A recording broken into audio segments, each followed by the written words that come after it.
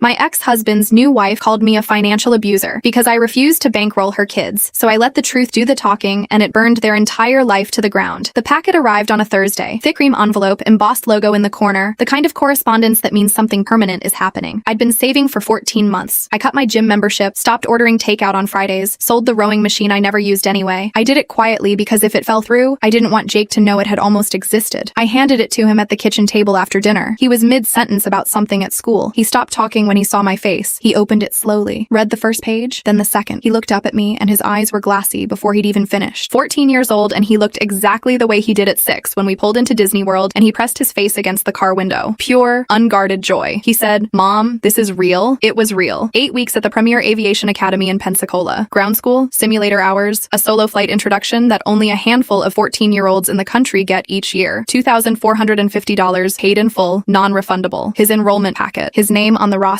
He cried, quickly, the way teenage boys cry. 2 seconds of breaking open, then a hard pivot to composure. He picked up his phone and photographed every page of the brochure, posted it to Instagram with a single caption. "It's happening." A small red plane emoji at the end. I poured myself a glass of wine and sat with the feeling for exactly one evening. I knew what was coming. I'd been co-parenting with Ryan for 4 years by then, and I understood the rhythm. Good things did not happen to Jake and Lily without Ryan finding a way to make them about him. I just didn't expect the next morning to arrive quite that fast. My phone lit up at 7:14 a.m. Not a text, a phone call. Ryan's name on the screen. I answered because I always answered. It was the one rule I held to absolutely. Never give him the excuse that I was unavailable to the father of my children. He did not say good morning. He did not say congratulations. He said, "Dana's son saw Jake's post last night and now we have a situation." I set my coffee down. He explained it the way he explained everything, flatly, as though the emotional debris he was describing had been produced by weather, by fate, by anything other than choices. His stepson, Dana's 12-year-old Caleb, had seen Jake's Instagram post and had, according to Ryan, completely fallen apart. There were tears. There was a declaration that it wasn't fair. There was apparently an extended conversation in the kitchen that lasted until midnight about why Jake got to do things Caleb didn't. I listened to all of it. Then Ryan got to the point. If I had $2,450 to, in his exact phrasing, throw away on camp, then I clearly had resources I was withholding from the broader family. He needed $1,200, wired by Friday. Caleb's math tutor was running 4 sessions behind on payment, and the tutor had threatened to drop him. This was, Ryan said, a matter of basic fairness to every child in the blended family unit. I did not raise my voice. I did not explain myself at length. I said one sentence. "I don't fund the lives of children I didn't give birth to." I hung up. 10 minutes later, an email arrived from Dana. "I'll give her this." She was thorough. 3 paragraphs. Precise formatting. The subject line read, "Regarding your financial abuse of this family." She outlined her position with the confidence of someone who had clearly rehearsed it, that by choosing to invest exclusively in my biological children while refusing to contribute to Caleb's educational needs, I was creating a documented environment of inequality that constituted a form of financial abuse. She used the phrase, "a real mother," twice. She said a real mother would understand that blended families required equal emotional and financial investment from all parties. She said my behavior was deliberately designed to make Jake feel superior to Caleb and by extension, to destabilize her marriage. I built an email filter before I'd finished my second cup of coffee. Her name, straight to trash, automated, clean. I didn't respond. I never responded to Dana directly. I made that decision in the first month after Ryan introduced her, when I watched her refer to my daughter as Ryan's first family daughter at a school pickup. I recognized the architecture then. Some people build their identity around conflict. Responding only gives them material. Here's the part where I have to go back. Ryan and I were married for 9 years. We met in our mid-20s in Charlotte at a conference neither of us wanted to be at. He was in commercial real estate. I was a project manager at a mid-sized logistics firm. We dated for 2 years, got married in October of 2013 at a vineyard outside Asheville. Jake was born in 2011. We'd been together 4 years by then. Lily came 2 years later. For the first half of our marriage, Ryan was a reasonably good husband and a genuinely engaged father. The rot set in gradually. I've thought about it enough to know it wasn't any single event. It was more like a slow withdrawal from shared dinners, from bedtime routines, from the little unprompted gestures that tell you someone is still choosing you. By the time Jake was in 2nd grade, Ryan was traveling for work 4 days a week and treating home like a hotel he had sentimental feelings about. Dana entered the picture before he left it. I didn't know at the time. I found out the way people always find out. Not from a confession, but from a pattern. A charge on a card for a restaurant he said he hadn't been to. A text I glimpsed when his phone buzzed face up on the nightstand. I didn't make a scene. I hired an attorney. I filed. Dana had 2 kids from her first marriage. Caleb, who was 8 at the time of our divorce, and a daughter named Sophie, who was 5. Ryan moved in with them 3 months after our papers were signed. He and Dana married 11 months after that, in a ceremony I knew about only because Jake came home with a boutonniere still pinned to his jacket. Our custody agreement was clear. Ryan had the kids every other weekend and every Wednesday evening. Holidays alternated by calendar year. He had no legal financial connection to my household. I had no legal financial connection to his. We paid child support on a schedule determined by the court. It was clean, documented. I preferred it that way. The first sign that clean and documented wasn't going to protect protect me came about 8 months into Ryan's marriage to Dana. Lily was in 4th grade. She had a science fair project, a model of a working water filtration system, something she'd been quietly obsessed with after watching a documentary about drought. She needed specific materials: activated charcoal, filter paper, a collection of small clear tubes. I ordered everything online. She and I built it over 2 weekends at our kitchen table, and it was genuinely impressive. She could explain the chemistry of it better than most adults. Ryan was supposed to pick the kids up that Thursday for his Wednesday overnight, delayed by 1 day because of a work trip. He arrived, looked at the project,